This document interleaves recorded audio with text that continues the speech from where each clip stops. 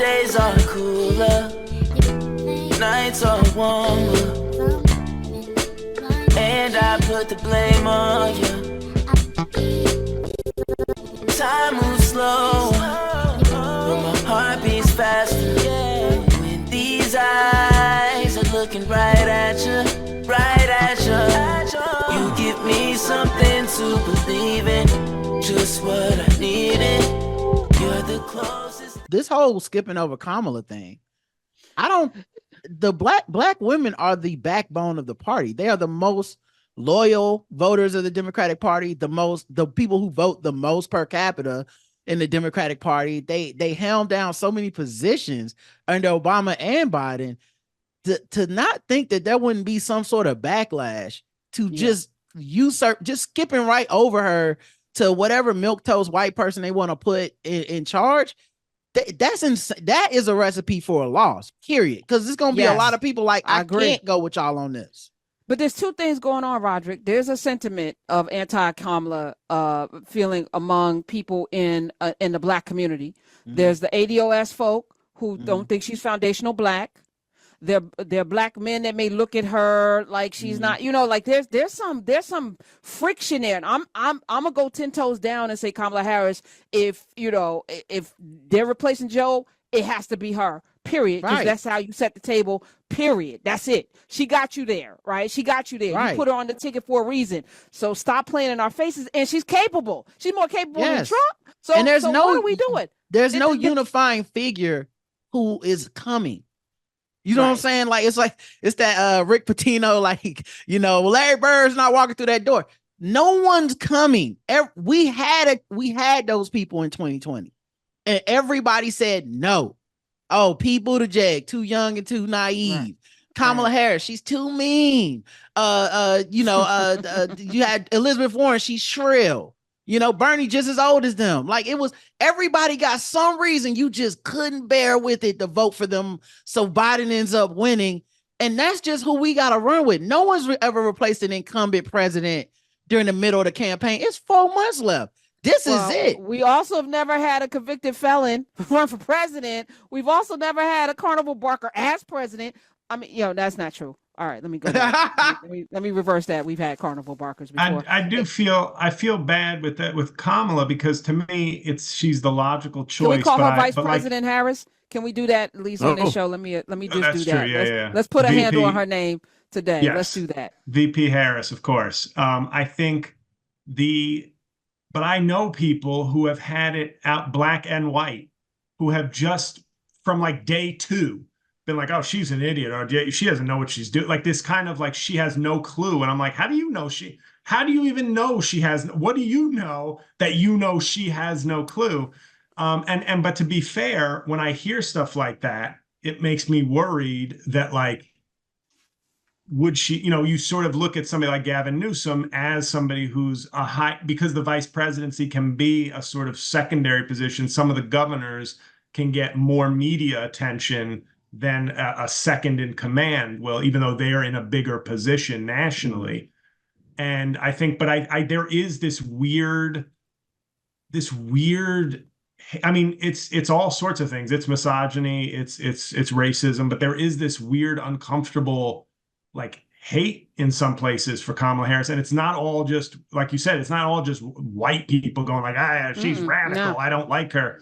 And it's very sad to me, because it's like, it's Hillary Clinton, who I was a fan of. I get a little bit of some of the hate she got, not all of it, but she was a powerful figure. She was a national figure for decades. She had been in battles nationally with a crazy Republican Party, but VP Harris it was like, she's an idiot. But we don't like her. The other thing though is, I remember when the country loved her, when she was up there cross-examining them Republicans in them hearings. Every white liberal was sharing them down. But she wasn't the president. Right. She was a vice president. But this is America. She was a supporting actress in a white drama. Americans love black people as long as they're in their place. Right. Don't get too uppity. I'm good with you. You can dribble the ball and sing some songs, maybe. Right. But definitely, I want you cleaning my house, washing my ass, taking care of my kids and my mama and them. Right. I want you to do that. I want you to not be my supervisor. I'd rather that not happen because that makes me feel not so good. I don't mind you teaching my kids, but on the college level, maybe it's a little too, like there's places in this country. I feel it's just she's so tough. And for women as well, because Hillary was a lot of misogyny. Yeah, can't have this woman as a president. And it's just that she was so tough and capable. She was Biden's best debate opponent. Like everybody remembers when I was that little girl. We was like, oh, that's a bar. Like that, like it's just so funny how we get this far, and people that would claim they're not misogynistic, I don't got a racist bone in my body, all of a sudden just don't feel comfortable with her having the highest seat of power in this. Well, it's conditioning as well. It's built in. It's programmed into a lot of us to see that person and react in that way. And with Vice President Harris, a lot of it comes from our side. A lot of the random hate is from Black folks. Mm-hmm. That's right. We would be surprised to know the number of Black women that secretly would tear her down. You're absolutely right. You're absolutely right. You were absolutely well. Anderson Cooper got a little feeling last night because he tried it. He tried it with Kamala Harris, Vice President Harris, and that's going to take some. President Kamala Harris, we're gonna have to start fixing our lips to get used to some things, and it's okay. I rather that than Armageddon. Let me just say that I rather that than to be on pins and needles about our existence as humanity. I rather that, because that's how dire it is. And for a man that doesn't care about anybody but himself, I'm talking about Trump right now, he could give a F. He can get on his plane. He doesn't even have a VP. How about that? He doesn't have a VP. Like we could, because that's another thing you could have relied on is like, okay, well, the VP debate gonna come up. That's gonna remind everybody like, hey, if Biden can't do it, VP Harris, she got us. Don't worry about that. Can't even have a VP debate because this man's such an egomaniac. He won't pick someone.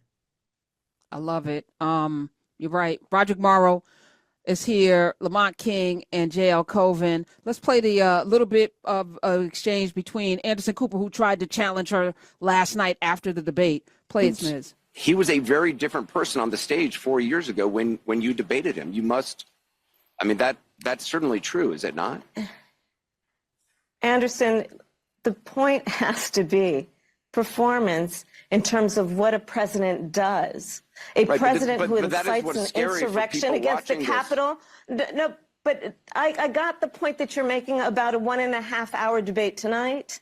I'm talking about 3.5 years of performance in work that has been historic. But whether is that it be the man who we saw on the stage tonight, is that the person you see in meetings every day? The person that you saw on the debate stage that has, for the last 3.5 years, up until today, performed in a way that has been about, whether it be in the Oval Office, negotiating bipartisan deals, so that we have an infrastructure, a real infrastructure plan where we're putting trillions of dollars on the streets of America to upgrade our infrastructure. Whether it be the person I see in the Oval Office who is meeting with heads of the military and the intelligence community and in the Situation Room, ensuring the safety of America. The person I see in Joe Biden on the world stage, convening world leaders who often ask for his advice. Most recently, just during the G7 conference. So I'm not going to spend all night with you talking about the last 90 minutes when I've been watching the last 3.5 years of performance. But this... Shut up. Excellent defense. Yes. Then she went on Rachel Maddow, because MSNBC, of course, had their post-debate. And here's a little bit of that. What we know is that when you look at the two sides of the ledger, what we had in Joe Biden is someone who wanted to have a debate based on facts, based on truth. And in Donald Trump, we had what we have come to expect, which is someone who's going to push lies and distract from the reality of the damage he has created and continues to create in our country.